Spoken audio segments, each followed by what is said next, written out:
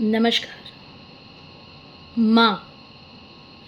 મરણદાયક તો ઘણા પરિબળો છે. જન્મદાયક પરિબળ એક છે, માત્ર માં. માવડીના સ્નેહને સરહદ નથી હોતી. ત્યાં ત્યાં થતી દરખાસ્ત કોઈ રદ નથી થતી. લાગણીની લોકશાહી બેનમૂન છે, કેમ કે ત્યાં કોઈ પણ સંસદ હોતી નથી.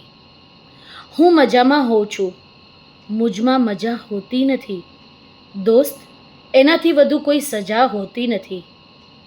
માં, તને વંદન કરવા, બે હાથ જોડવા, તો તને વંદી શકાય?